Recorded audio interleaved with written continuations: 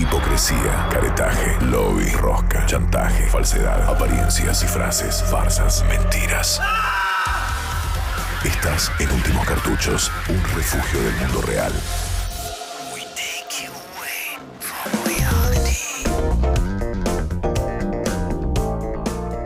Todos los miércoles estamos en presencia para salir un poco de nuestra zona de confort, para salir un poco del tupper, para enterarnos qué está pasando en la Argentina y en el mundo. Tenemos a un gran periodista, una de las nuevas adquisiciones de este año. Lo pueden escuchar todos los días en Radio Con Vos, pero lo pueden escuchar los miércoles con nosotros. Sebastián Davidowski, @Vidusky. Bienvenido, Seba.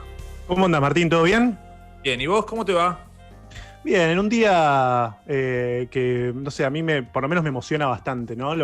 Recordar este día, porque hoy se cumplen 10 años de la sanción de la ley de matrimonio igualitario, que se terminó de votar, bueno, hace 10 años, 15 de julio del 2010. Y digo que me emociona, porque ahí me salgo un poquito del libreto, si querés, porque, bueno, por lo menos a mí, de mi perspectiva, ¿no? Siempre de tratar de analizar o ver lo que pasa en la situación o contar lo que pasa en la coyuntura. A mí todo lo que tenga que ver con ampliación de derechos en general me provoca una cierta emoción o un cierto apasionamiento por ese tipo de información. Y ayer hablaba con Alejandro Vanelli y Ernesto Larrese. ¿Quiénes son Alejandro Vanelli y Ernesto Larrese? Bueno, ellos fueron el primer casamiento entre personas del mismo sexo en Buenos Aires, post-ley. O sea, después de que se sanciona la ley el 15 de julio, 15 días más tarde se terminan casando. Pero es interesante cuando hablaba con ellos lo que me contaban, ¿no? Porque les preguntaba, bueno, ¿por qué se casaron? Y uno me dijo directamente, mira, yo me casé por dinero. Directamente. Están juntos desde el año 75, del año 76. Un poco en chiste, un poco en serio, pero para graficar un poco la situación, ¿no? De ese contexto y de esa época, que estás junto con una persona hace 30 y miles de años. Tenés un montón de obligaciones como ciudadano, ¿no? Tenés obligaciones de pagar impuestos, tenés obligación, no sé, de ir a votar, tenés montones de obligaciones, pero no tenés derecho, por ejemplo, a casarte con una persona de tu mismo sexo. O sea, a validar ese amor. Entonces, ¿qué pasaba con la otra persona si, qué sé yo, le pasa algo? ¿Quién se queda con los bienes? Toda esa cuestión económica que muchas veces está detrás del casamiento, más allá del amor, obviamente. Bueno, es lo que justamente se votó hace 10 años, ¿no? Y hoy es un día lindo también para recordarlo, me parece. Mirá, bueno, miles de historias de parejas del mismo sexo que cuando uno de los dos fallecía, la familia que por ahí por pertenecer a otra época o por tener un pensamiento más retrógrado o lo que sea, no le daba nada al viudo o viuda, o que cuando el otro estaba en enfermedad no podía acceder a visitarlo porque era solo para familiares y no había ningún papel que certifique, y también que sea una elección, obviamente. Parecen conquistas, son grandes hazañas, pero en realidad son cosas esenciales, son cosas básicas, son derechos básicos. A veces siempre decimos, ¿no? Como buscando ampliar cosas que deberían estar de hace mucho, ¿no? Pero cuestan esas transformaciones, porque me acuerdo la resistencia en esa época de la gran pregunta de qué va a pasar con la familia, ¿no? Con esta idea de familia como tal, que siempre con la identidad o con la elección sexual siempre se pone como en discusión estas cosas y son unas locuras tremendas. Así que bueno, 10 años. De hecho, en esa época, una de las cosas que argumentaban aquellos que se oponían, fue interesante también en estos 10 años, me parece hubo bastantes debates que tienen que ver con ampliación de derechos. Lo más cercano tal vez es la legalización del aborto, que todavía no salió. Lo otro tiene que ver con identidad de género, por ejemplo, la ley de identidad de género. En otro caso tiene que ver con, por ejemplo, la ley de matrimonio homosexual. Bueno, son cosas que se debatieron estos 10 años. Y siempre, en el caso de, si vos repasás y revisás un poco los argumentos, en este caso estaba el tema de la familia, el tema de la adopción de los chicos. Porque claro, cuando se habilita la ley de matrimonio igualitario, empiezan todos los derechos y obligaciones que derivan de una unión marital, ¿no? Que empieza a aplicar para todas las uniones sin importar la orientación sexual, sin importar la composición. Entonces, claro, a partir de ese momento se permitió también la adopción. Y el gran argumento de muchos de los que se oponían, no quiero decir oposición porque hubo libertad de voto, o sea, de hecho, si bien, por ejemplo, dentro del PRO hubo mayoría de gente que se opuso, dentro del peronismo federal hubo mayoría de gente que se opuso, el Frente para la Victoria votaron todos a favor, digo, para que tengas una idea también de cómo, de esta libertad de acción que también se sostuvo también en otras votaciones, como por ejemplo la legalización del aborto. Bueno, digamos, toda la discusión estaba en qué va a pasar con esos chicos, ¿viste? Hasta se argumentaba, va a haber abusos de menores, ¿no? Si en caso de que parejas del mismo sexo terminan votando. Bueno, todas estas cosas pasaron hace 10 años, parece una eternidad, pero bueno, hoy se cumplen justamente 10 años de esta ley que les da derechos y no solamente obligaciones, ¿no? También a las parejas del mismo sexo.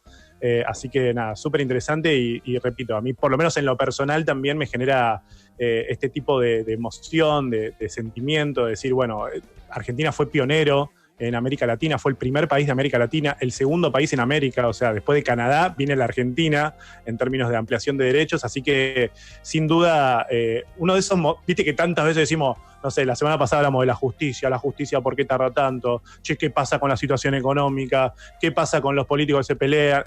Todas las cosas que muchas veces nos indignan, nos agotan, nos erosionan como argentinos. Bueno, esta me parece que es, si querés, una de esas cosas que por lo menos al otro día, ese 16 de julio, o mejor dicho, ese 15 de julio a la madrugada, cuando nos levantamos o vimos hasta las 2 de la mañana el debate en el Senado, bueno, ahí por lo menos decir, bueno, qué orgullo ser argentino, por lo menos en estos términos, ¿no? En términos de ampliación de derechos.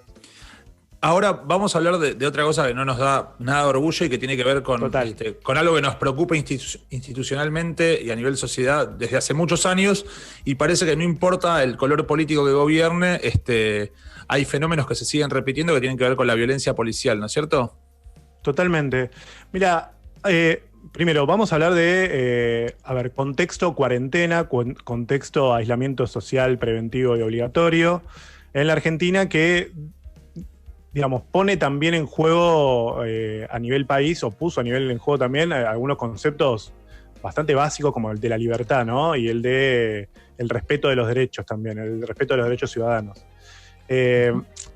Lo marco esto porque me parece que todos los casos de violencia institucional que hemos visto en el último tiempo se enmarcan en este contexto, ¿no? Bueno, me parece que algunos están tomando atribuciones que no les pertenecen, y en este caso tiene que ver con las fuerzas policiales. Mira, desde que empezó la cuarentena, en todo el país hubo diferentes hechos que involucran a fuerzas de seguridad provinciales, fuerzas de seguridad federales, que protagonizaron hechos de violencia, algunos con consecuencias irreparables, otras no lo sabemos todavía. Entre los que no sabemos está el caso de Facundo Castro Astudillo. Van a ver, seguramente, algunos de los que nos están siguiendo, que empezó a aparecer esta consigna de ¿dónde está Facundo? ¿No? Esta pregunta, ¿dónde está Facundo? ¿Quién es Facundo? Facundo es un joven de 22 años que vive en la localidad bonaerense de Pedro Luro, que, está desaparecido desde el 30 de abril. Nadie sabe qué pasa qué pasó con Facundo Castro Astudillo desde el 30 de abril. Son, en total, te hago la cuenta rápida, 76 días desde la desaparición de Facundo Castro Astudillo. ¿Qué pasó con Facundo? ¿O qué se sabe de Facundo?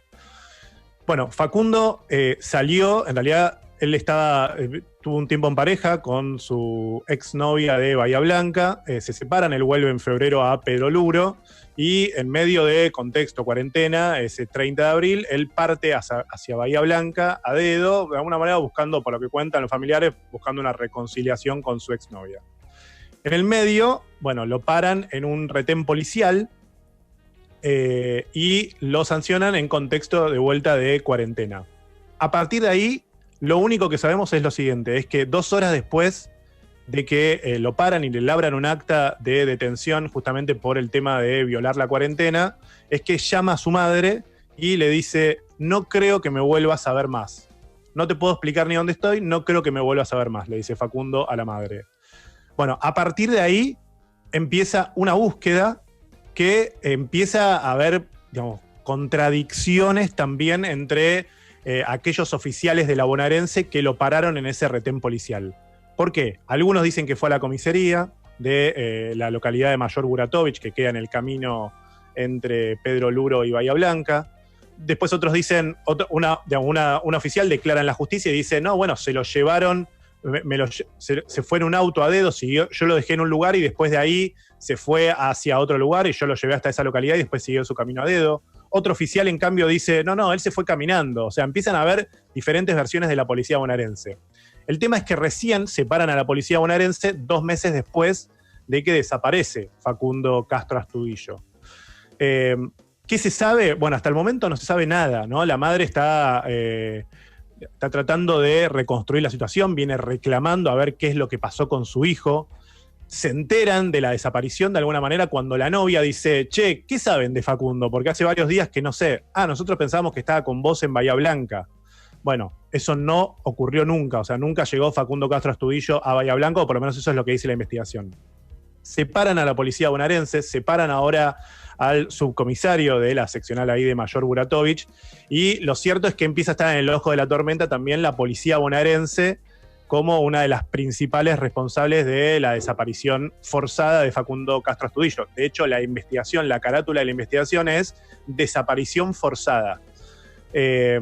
Bueno, este es el contexto en el cual desaparece Facundo Castro Astudillo. Esta es la historia detrás de este joven de 22 años, del cual hace 76 días que no se sabe absolutamente nada. Más que lo pararon en retén policial y que le labraron un acta por haber transgredido las normas de aislamiento social preventivo y obligatorio.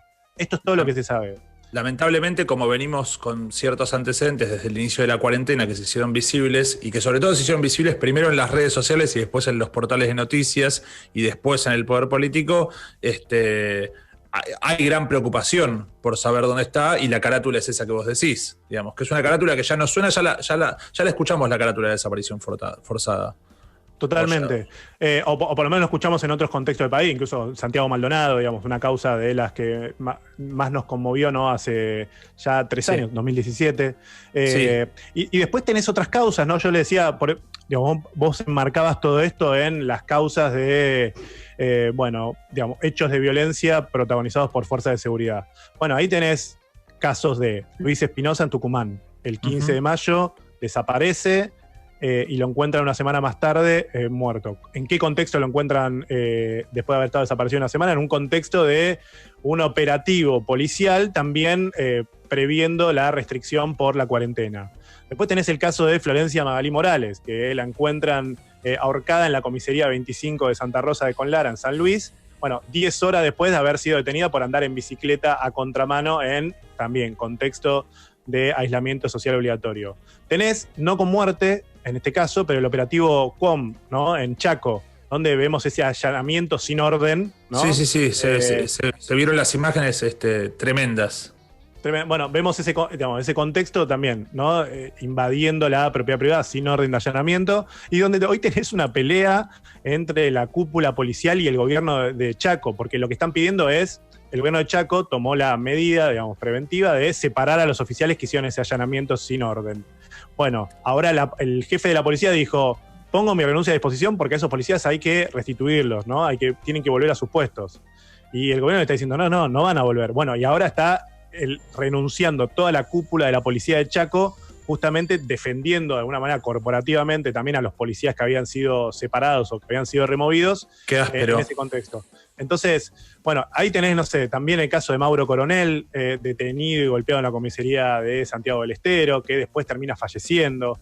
Bueno, tenés una situación muy sensible en un contexto, bueno, muy delicado, donde, bueno, algunos empoderamientos institucionales están sobrepasando los límites de su rango de acción. De hecho, el CELS, el Centro de Estudios Legales y Sociales, viene pidiendo, digamos, algunos casos, ¿no? En total viene reportando 7 casos alrededor del país, seguramente hay más, pero viene pidiendo desde un control externo para las fuerzas de seguridad, desde, bueno, hacer acceso público los accionarios policiales, mejores protocolos, planes de formación para la fuerza de seguridad. Bueno, es un contexto realmente muy delicado, donde, bueno, este contexto de cuarentena no es exagero, porque la mayor parte de las causas de violencia institucional vienen en un contexto de detenciones, labrado de actas, en contexto de cuarentena.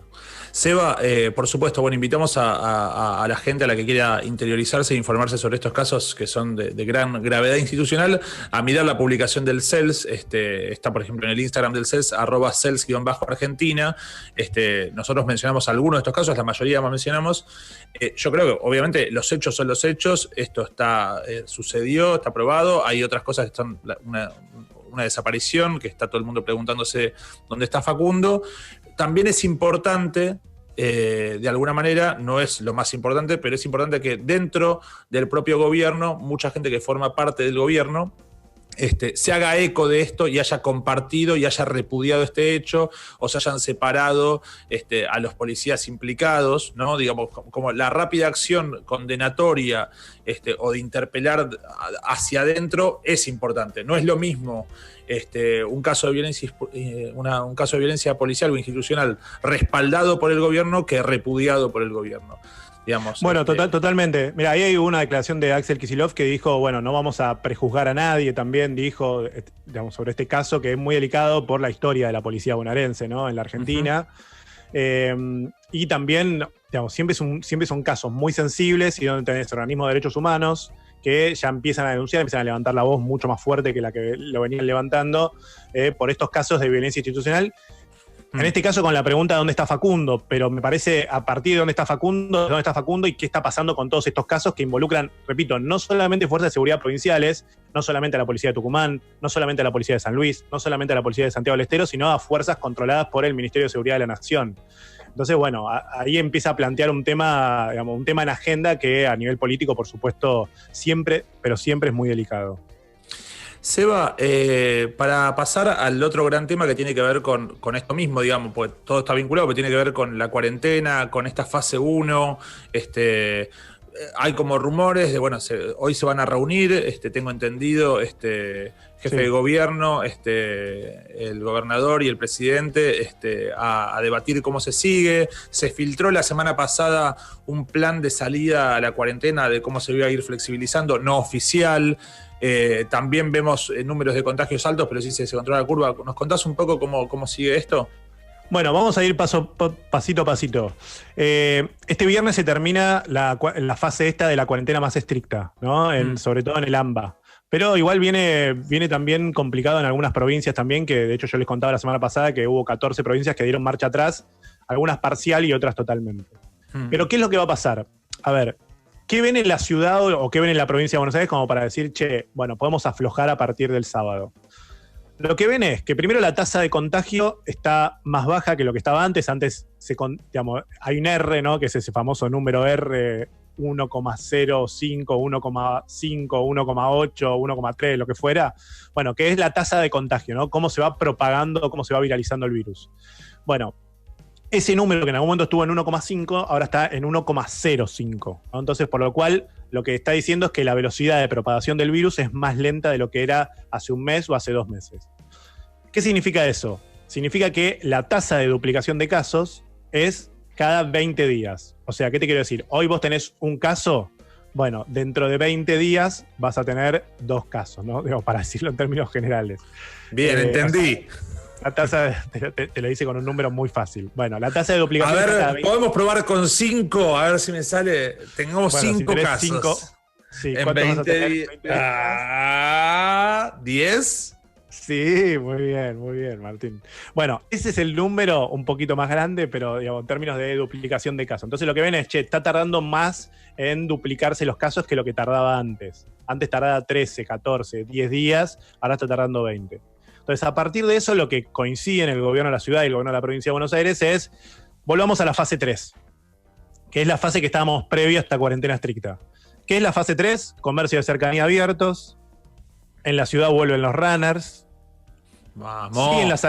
Siguen las salidas de chicos, pero las van a extender, esto si sigue todo igual, los datos de hoy, pasado y el viernes, a todos los días, van a extender la salida de los chicos, las salidas recreativas. ¿Estás contento, guacho? La verdad que sí. Y los vas a mandar a pasear solos ya te veo. Solos, ya están. Directo solo, anda a dar una vuelta. Ya abre la heladera solos, escúchame, pueden salir tranquilamente. Que salga a dar 2 vueltas manzana, me deje 10 minutos de silencio. Bueno, eso, mudanzas, tema de mudanza que es importante, mucha gente que había suspendido tema mudanzas, etcétera, van a volver las mudanzas. Está en discusión algunas cosas, por ejemplo, en la ciudad quieren que vuelvan pero no de antes de la fase 3. Quieren que vuelvan las peluquerías, que están cerradas del 20 de marzo, quieren que vuelvan las peluquerías. Para mí en tu caso es súper importante, porque estás haciendo... ¿Me corté solo? No, sí, por eso te digo, no, digo, no está mal. Qué mal, pero podría haber un degradado un poco más prolijo acá, como que creo que te lo podemos laburar mejor eso, Seba. A ver, igual déjame. Pero bastante bien, ¿eh? Está bastante bien. Para haberlo hecho solo está bastante bien. ¿Solo? No, me ayudó mi mujer también. Me cortó Bien. una parte y yo termino prolijando después al final. Está bien. Bueno, volverían las peluquerías que venían pidiendo. Después están los shoppings diciendo, che, nosotros queremos volver también. La veo muy difícil de que terminen volviendo los shoppings. O sea, parece muy difícil que vuelvan los shoppings, sobre todo por Y ser si le lugares sacan cerrados. si le sacan el techo a los shoppings, Bueno, hay que ver los shoppings al aire libre. Vos sabés que hay como 44 shoppings en el AMBA, o sea, para que te des una idea. Sí. Y ya están calculando que uno de cada 5 locales ya ni abre de vuelta, porque, claro, ¿cómo hace para sostener expensas y todo este tiempo cerrado? Pero bueno, no, pero es aparte difícil que vuelva. los alquileres de los locales en los shoppings, de hecho, creo que la mayoría de las marcas de ropa y demás que están en shoppings te dicen, estoy en el shopping porque tengo que estar porque es vidriera, pero con el local del shopping pierdo y compenso con los otros. Muchas veces Totalmente. digo, no sé si todos, pero muchos de los locales están porque está bien estar, digo, como para no desaparecer del mapa de consumo, porque es como una cartelería, digamos, pero Vos sabés que hay una caro. crisis, hay una crisis de shoppings a nivel mundial. De hecho, hay una cuenta que ahora no la recuerdo en Estados Unidos de un tipo que saca fotos de los malls. Sí, Que saca fotos de los malls abandonados, ¿viste? En Estados Unidos. son espectaculares. Si le encontrás, porfa, pásamela, porque son todas Sí. fotos re perturbadoras de shoppings abandonados. A algunos les crece vegetación. Sí. Bueno, hay autos abandonados adentro del shopping, pero es una tendencia que venía, esto muy, muy Estados Unidos, porque no está la calle Cabildo en Estados Unidos en general. Digamos, ¿No por decir está? algo. Ah, Bueno, no hay tanto centro comercial así, calle, avenida. yo quería ir que al vos caminás. Cabildo de Minnesota. Bueno, pero hay más estos malls, ¿viste? Pero que venían en caída por el tema de las ventas por internet, etcétera.